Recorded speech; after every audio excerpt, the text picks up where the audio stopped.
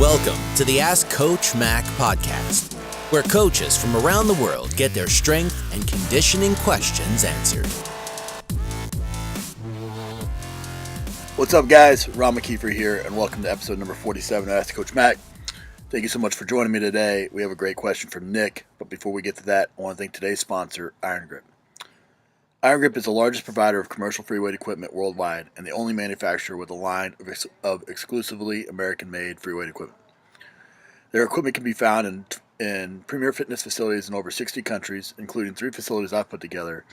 They are the industry leader and my go-to choice for bars, plates, and dumbbells.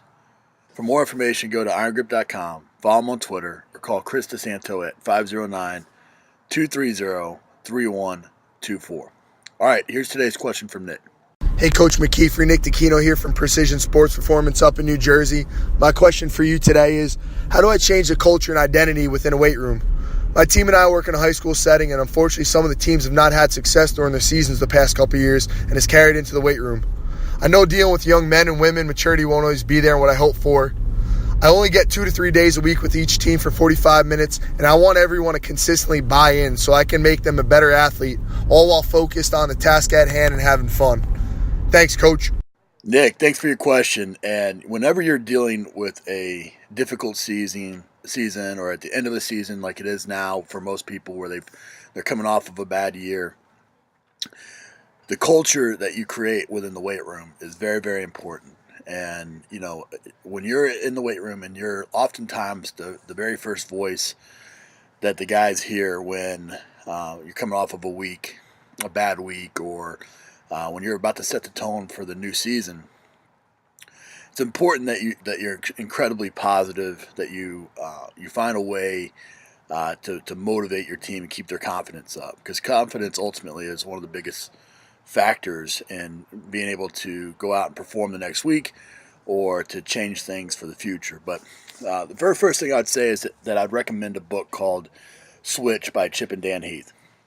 I thought this was a great book that I read a couple years back.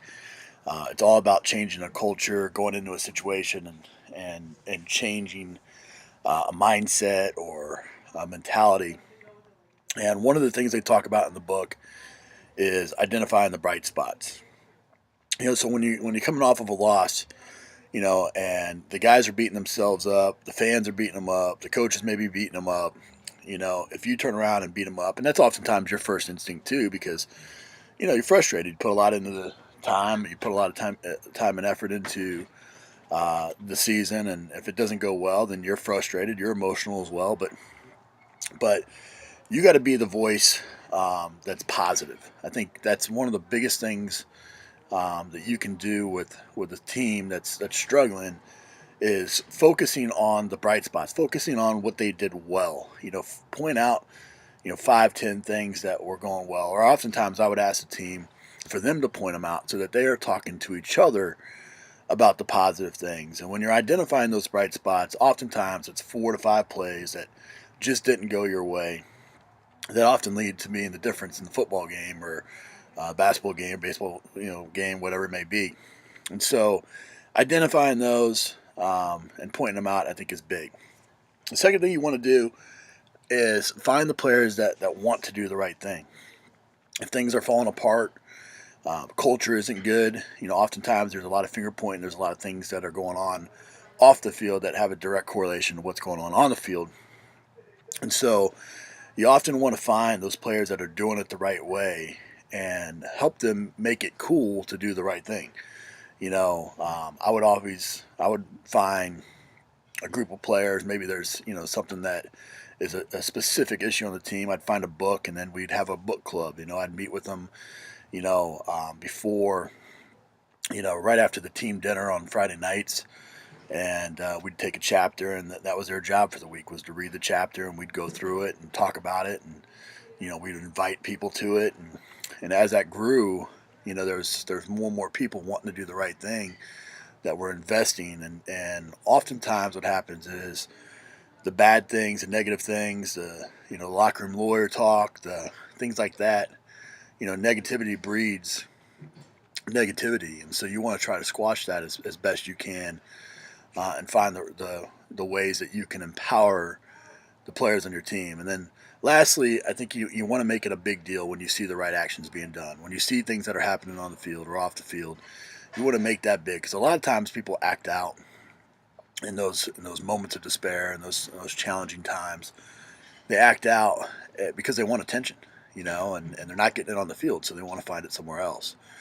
So if you start rewarding the negative attention, the negative actions with attention, right or wrong, it has the same effect to them. So making a big deal out of seeing the actions that you want to see will oftentimes give those guys attention and encourage those to be able to do those things to fill that need. So, Nick, I hope that answers your question. We'd love to hear what everyone else thinks. Use the hashtag AskCoachMac47 to continue discussion over on Twitter. Nick, thanks for your question. I want to encourage everyone else that if you have a question that you would like potentially featured on the show, head over to AskCoachMac.com. There you can ask your question by hitting the record button at the bottom of the page. Thanks so much, guys, for listening. I appreciate you. And here's a quote to finish off the day by Vince Lombardi. Life's battles don't always go to the stronger or faster man, but sooner or later the man who wins is the man who thinks he can.